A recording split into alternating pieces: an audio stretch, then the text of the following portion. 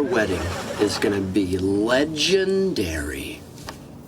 No wait for it? Welcome to MsMojo, and today we're breaking down the final season of How I Met Your Mother and giving it the narrative makeover that we believe would make it more legend, wait for it. I'll cheer you up. I don't think that's possible at this point. Challenge accepted. Oh, and we are talking plot points and character developments, so here's your spoiler warning. Season 9 in a nutshell. Season 9 takes place over a weekend no one could have predicted back in the early days. Barney and Robin's wedding. Timing is everything. For example, I never would have met your mother if it weren't for a wedding. The last wedding I ever thought I'd be at. What do you think of this tie? Each episode covers a singular event or two leading up to the big day, with flashbacks and flash forwards tying the story together. Marshall has been visiting his mother in Minnesota with baby Marvin ahead of his and Lily's trip to Italy, and after getting kicked off his flight, he ends up on quite the adventure to make it to Farhampton in time for the wedding. Now get in.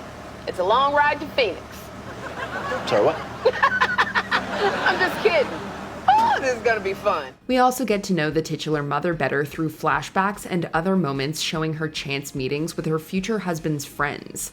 Eventually, Robin and Barney make it down the aisle, but before everyone can recover from their champagne headaches, the couple announces their divorce. This essentially becomes a catalyst for the group to drift apart, with Robin unsurprisingly not so keen on hanging out with her ex-husband and the one that got away. Our whole friendship is just over? No, of course not. We'll always be friends. It's just never gonna be how it was. Meanwhile, Ted heads back to the city ahead of his big move to Chicago, and has an admittedly charming meet-cute with Tracy. The writers make us root for this pair, only to pull the rug out from under us by revealing her fate. We circle back to the beginning, where Ted's kids say what we've all been thinking. This story was never really about the mother. You made us sit down and listen to the story about how you met Mom, yet Mom is hardly in the story. No. This is a story about how you're totally in love with Aunt Robin. Cue the blue French horn. Where it went wrong. Choosing to set an entire season over one weekend was certainly an ambitious move. Barney and Robin's wedding turned out to be a life-changing weekend for all of us. Well, not just us. Perhaps it could have been great had it not felt like the writers had simply run out of steam. Many of the plot points felt contrived, as if we were just trudging along until the big finale. It all felt very scattered, jumping between different storylines without fully developing any of them. I want to feel like you're on my side once in a while, that's all. Look, I'm gonna be your wife, for God's sakes. But look, if it's that important to you, here, do what you want. Honestly, you could probably skip a bunch of episodes and not feel like you've missed anything significant. This arguably led to a lack of comedic rhythm and pacing. It's like traveling back in time. Just stop talking. It was breathtaking. And I wasted it. Some jokes and running gags felt forced or out of character, lacking the spontaneity and wit that defined earlier seasons. It also over-relied on more dramatic moments or sentimental ones, which really wasn't at the heart of the series before. To all the scrapes and bruises, to all the heartache, say goodbye to everything you really want to do for the last time. Also, with Marshall sidelined, the group dynamic felt a bit off balance. But that was nothing compared to his arc, which felt as forced as rhyming Canada with janitor. No offense, Lin-Manuel Miranda. I've never met anyone who could clean up after Canada, except my Uncle Tony from the Bronx. He's a janitor. Show off. While visiting his mother in Minnesota, Marshall gets life-changing news. He's been offered a judgeship. Trying to keep it a secret from Lily, he gets kicked off his flight and ends up on a road trip with Daphne, a fellow passenger who is his complete opposite. Said, give me the phone. Trying. Just click on options. Stop yelling at me. Just click on options. Click on options. I don't see it. I have a baby. Now, we adore Sherry Shepherd, so you know we mean it when we say this whole storyline dragged on for far too long. You could say that her most significant contribution was dropping a lit match in the powder keg of Lily and Marshall's relationship. You texted Lily that I took the job? You're welcome. You were torturing yourself figuring out how to tell her. I just broke the ice for you. I was standing on that ice. Now I'm gonna be bobbing face down on a frigid creek. Apparently, Jason Segel wasn't too keen on returning for another season, wanting to explore other projects. After much negotiation, the creators got him back with a more flexible shooting schedule. Could I be a hologram? No. Animatronic robot like Abe Lincoln from the Hall of Presidents that I control from afar with a joystick? No. You remember the giant Jarrell head from Superman? Yes. Well, what if I... No. Even so, it seemed like they didn't really know what to do with his character outside of the main story. Indeed, back to the main story, the entire season centers around Barney and Robin's wedding. However, most storylines focus on family members and wedding guests, rather than the love story of the couple about to get married. You say Gary Blauman? I hate to disagree with Barney, but I love that guy. Barney is busy trying to parent trap his parents, mediating between Robin and Loretta, and passively aggressively punishing Ted for having feelings for Robin. Hey, buddy, listen. The wedding doves got here early, and I don't know where to put them. Say no more. The best man is on it. Thanks, Ted. Poor guys. Meanwhile, Robin hardly seems fazed that it's her wedding weekend. Yet somehow the big day arrives and they say their I do's. Only as we flash forward in the following episode, the couple tell their friends that they got divorced. So basically we watched an entire season building up to an event that didn't even last an entire episode. Of course I'm not okay. This ruins everything.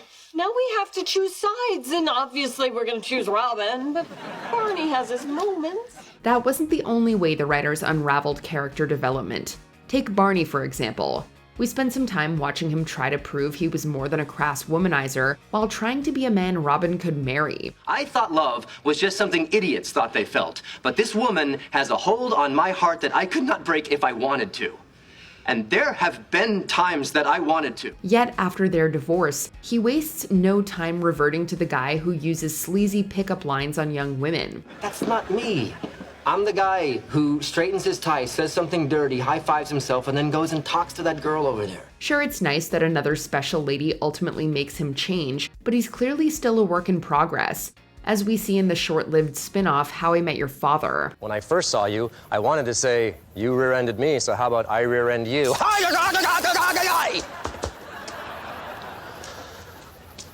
But I didn't. Robin throwing herself into her career after the divorce makes sense, but it's hard to believe she'd give up her friends so easily. Hanging out with Barney, Ted, and Tracy might be awkward, but do they always have to meet as a group? You can't leave. This is a big moment. We're saying goodbye to the apartment. The whole gang has to be here.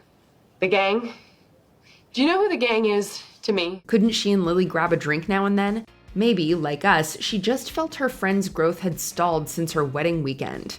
Speaking of lack of character development, we get that there was this whole big build-up to the eventual mother reveal. Hi. One ticket to Farhampton, please. However, the writers really left themselves very little time to truly develop the character. We loved Tracy, and thanks to Kristen Milioti, she quickly felt like someone we'd want as a friend.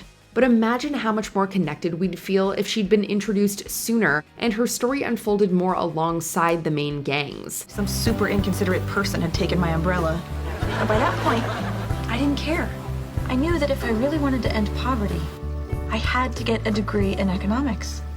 So, to answer your question, that's how I got here. That being said, it cut incredibly deeply when they did finally reveal her fate.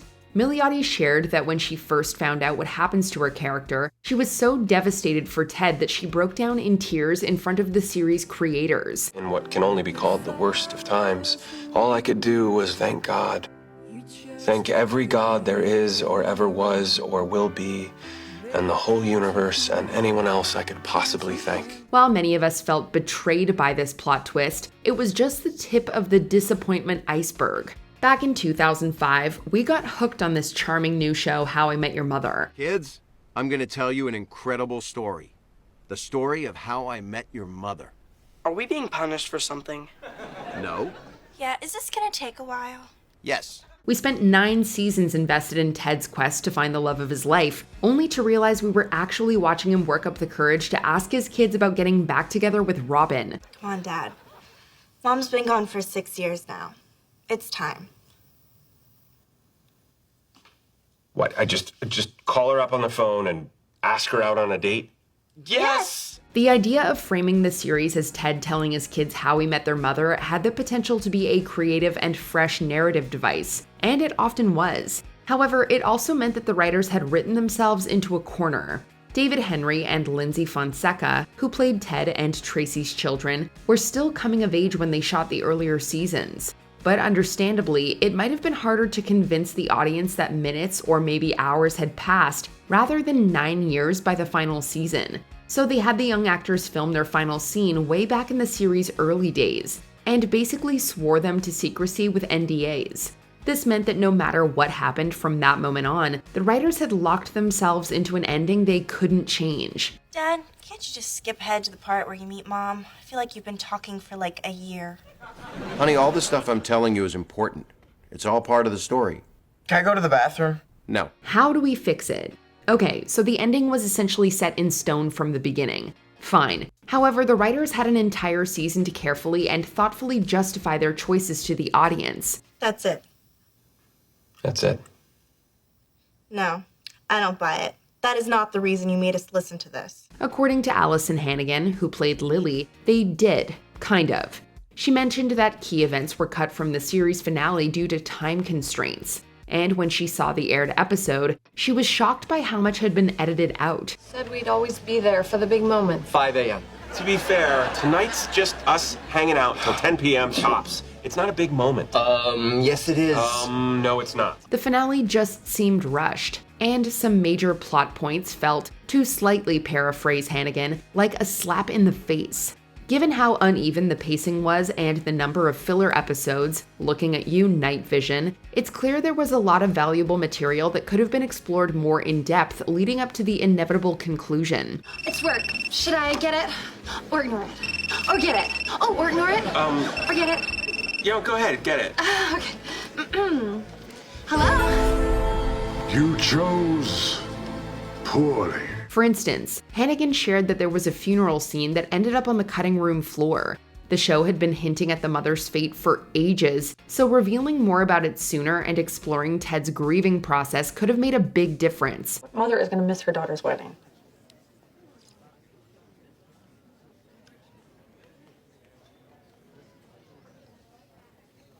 Oh, hey. No. Come on. Flash forwards showing Ted and Tracy's relationship, marriage, and parenthood would have added a lot to the story. We also could have used more on Barney and Robin's marriage to make their split more believable and easier to accept. The series was no stranger to using these narrative devices to give us insights into the gang's futures, and they often added to the characters' development. So why stop now? Is this just not working anymore? Wait, what, this? While these moments stung, they didn't compare to Ted ending up with Robin. Sure, we were all rooting for them back in the day, but both characters had changed and moved on. You stole a blue French horn from me.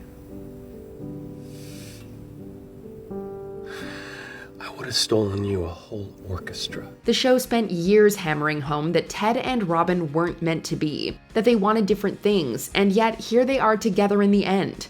We'd come to terms with the idea that they wouldn't end up together, and honestly, the writers should have too. Honestly, in 5 years, I probably want to be married. And I probably want to be in Argentina. Argentina? Or Tokyo, or Paris. Robin was living her dream as an international reporter, while Ted had found a love that helped him move on from Robin and fulfill his dream of starting a family. That seemed pretty in line with where these characters were headed. Apparently, there was even a cut scene where Robin confesses to Ted that she still has feelings for him, but he tells her he's no longer in that place and is happy. I don't spend a lot of time thinking, what if? I guess that's happiness. Not that I'm telling you what happiness is, I'm just saying for me, it's... I'm happy too. From the viewer's perspective, the abrupt shift from Ted being widowed to him deciding to get back with Robin was quite jarring. Again, at the very least, there were plenty of episodes we could have happily swapped out for a deeper exploration of this choice. But honestly, why was this show even called How I Met Your Mother? I'm not going to answer the question because you know the answer. You want to talk about my top 5? There's no top 5, Robin. There's just a top one, and it's you. After the backlash, the creators released an alternative ending that was, in our opinion, far more satisfying. It celebrated Ted and Tracy's love story without any tragic twists or backtracking. Things fall apart. Things get put back together. When I think how lucky I am to wake up next to your mom every morning, I can't help but be amazed at how easy it all really was. Milioti shared that co-creator Craig Thomas and TED actor Josh Radnor explained to her the original finale was meant to be realistic, not necessarily happy. But honestly, what's more realistic than two people falling in love, committing to each other, and raising a family? And somehow summon the guts to do the stupidest, most impossible thing in the world. Walk up to that beautiful girl standing under the yellow umbrella and start talking. Deciding that the mother should die because life comes at you in ways you can never expect seems pretty extreme. Hi. See? Easy. And that, kids, is how I met your mother. Before we continue, be sure to subscribe to our channel and ring the bell to get notified about our latest videos. You have the option to be notified for occasional videos or all of them. If you're on your phone, make sure you go into your settings and switch on notifications. It all comes down to perhaps the writer's biggest error in judgment, sealing the ending way too early. I kept this story short and to the point, and you guys still missed it.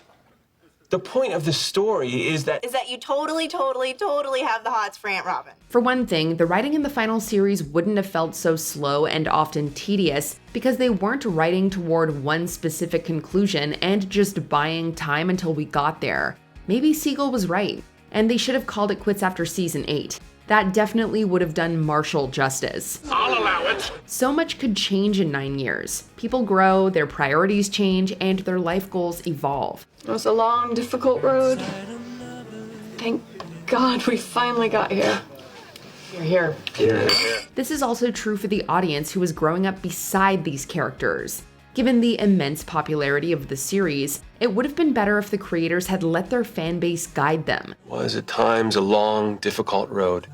But I'm glad it was long and difficult, because if I hadn't gone through hell to get there, the lesson might not have been as clear. After all, what is a TV series without its audience? Cancelled, that's what. So we really did deserve more. Perhaps the audience would have supported a partnership the writers only intended to include for a few episodes. Or perhaps they would have come up with theories that would have inspired the writing. Really, the options are endless. Every sleepy Sunday afternoon, through every speed bump, every pang of jealousy or boredom or uncertainty that came our way, I carried that lesson with me. In hindsight, sticking to one fixed ending was a risk that didn't pay off. Why not film a few different endings and choose the best one based on where the story and audience were at the time? So many of them are good things.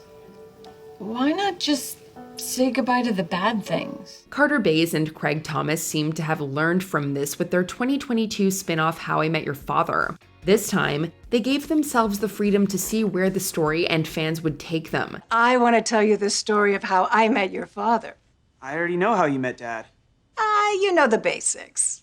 But it's time for me to tell you the unabridged version.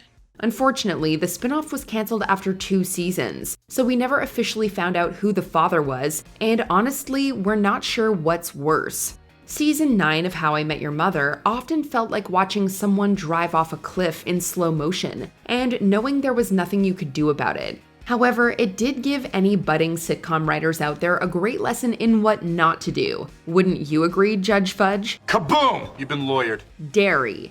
Do you think our version is more legendary? We'll take the highest of 5s. Alternatively, let us know in the comments. Then that high five will be all the high fives we've ever high-fived. And all the high fives we could ever possibly high five. A high infinity. A high infinity, exactly. Let's do this. Check out this other recent clip from MsMojo and be sure to subscribe and ring the bell to be notified about our latest videos.